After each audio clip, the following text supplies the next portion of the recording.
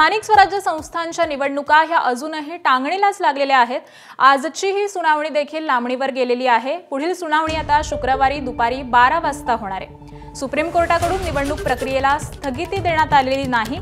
निवडणुका होऊ द्या, पण त्या आमच्या आदेशांच्या अधीन आहेत असं सुप्रीम कोर्टाने नमूद केलेलं आहे। गरज पडली तर मोठ्या खंडपीठाची स्थापना करू। 57 ठिकाणी आरक्षण मर्यादा ही ओलांडली गेली आहे असं देखील सुप्रीम कोर्टाने म्हटलंय।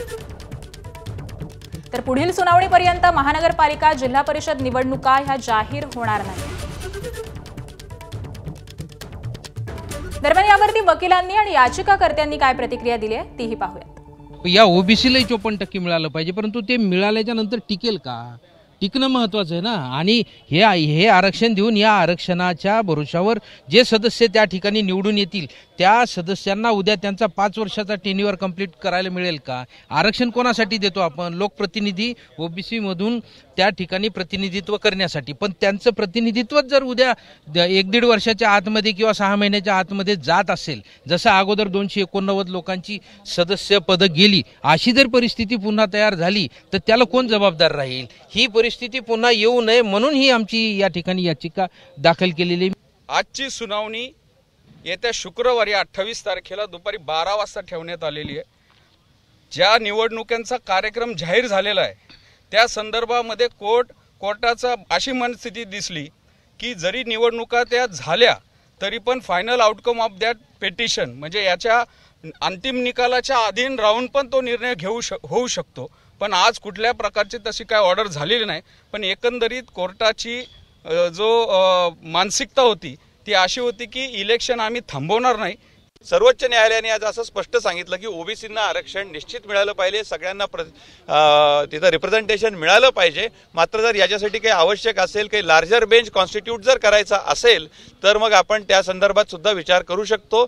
मूळ याचिकाकर्त्यांच्या वतीने कारण आमची मागणी होती की छत्रपती संभाजीनगर, नवी मुंबई सारख्या कॉर्पोरेशन्समध्ये 5-5, 6-6 वर्ष झाले प्रशासक आहेत। अनेक 90% वर महाराष्ट्र सध्या प्रशासकांच्या ताब्यात आहे, त्यामुळे निवडणुका लवकर घ्याव्यात अशी आमची मागणी होती। आम्ही सर्वोच्च न्यायालयाला विनंती केली, त्यावेळेस सर्वोच्च न्यायालयाने असं सांगितलं की निवडणुका लवकरात लवकर घ्यावा। हा जो लार्जर इश्यू आहे तो आपण डिसाईड करू, मात्र वर्केबल सोल्युशन याच्यात काय आहे हे पाहण्यासाठी आता शुक्रवारची सुनावणी आहे। आणि या सुनावणी संदर्भातली अधिकची माहिती जाणून घेऊयात। आमचे प्रतिनिधी सोमेश कोलगे सध्या आपल्या सोबत आहेत।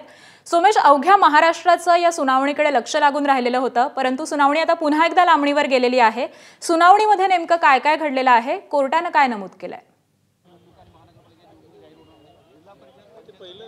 सर्वांचंच लक्ष लागलं होतं महाराष्ट्राचा निवडणूक आयोग, राज्य सरकार काय भूमिका घेणार याकडे, परंतु त्यांच्या वतीने कोणत्याही प्रकारची ठोस भूमिका दिसली नाही। त्यांनी पुन्हा म्हटलं की आम्हाला शुक्रवारपर्यंत वेळ वाढवून द्या आणि शुक्रवारी आपण पुढे सुनावणी घेऊ, कारण आज या सगळ्या संदर्भामध्ये न्यायालयाने सुद्धा काही ठोस निर्देश दिले नाहीत। कोणत्याही प्रकारे म्हणजे महाराष्ट्रातील स्थानिक स्वराज्य संस्थांच्या निवडणुकांबाबत राज्य सरकार किंवा सर्वोच्च न्यायालयाचे जे आदेश आहेत त्या आदेशांचे नेमके अर्थ काय लावायचे याविषयी राज्य सरकार कन्फ्यूज असलेलं दिसलं। आणि राज्य सरकारने जी काही भूमिका घेतली किंवा जो अर्थ त्यांनी लावलाय त्याविषयी सुद्धा त्यांना नीट काही आज सांगता आलं नाही। इतका आजच्या सगळ्या सुनावणीचा थोडक्यात अन्वय अर्थ आहे। आपल्यासोबत ॲडव्होकेट अमोल करांडे आहेत, आपण त्यांच्याकडून समजून घेऊया।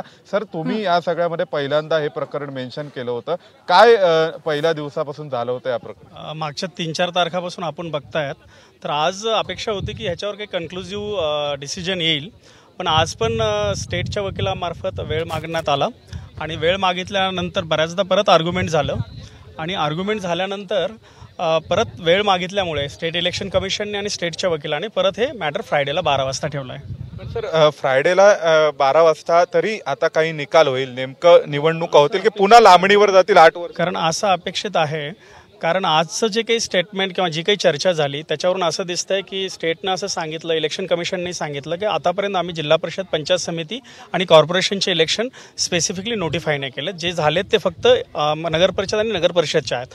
त्याची पण वोटिंगचा डेटला वेळ आहे, त्यामुळे फ्रायडेपर्यंत त्यांना एक चार्ट किंवा जो काही डाटा आहे तो द्यायला सांगितला आहे। त्या डाटाचं असेसमेंट करून त्यानंतर कोर्ट डिसिजन घेण्याची शक्यता आहे।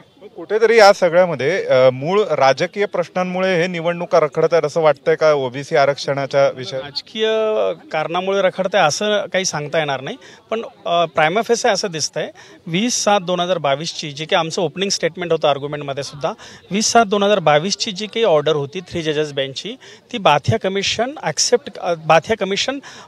चा रिपोर्ट नंतरची आहे आणि तो रिपोर्ट हायकोर्ट म्हणजे सुप्रीम कोर्टाने पण ॲप्रिशिएट केला आहे आणि त्याच्यात तो रिपोर्ट सबमिट करताना तो गव्हर्नमेंटने ॲक्सेप्ट केलेला आहे.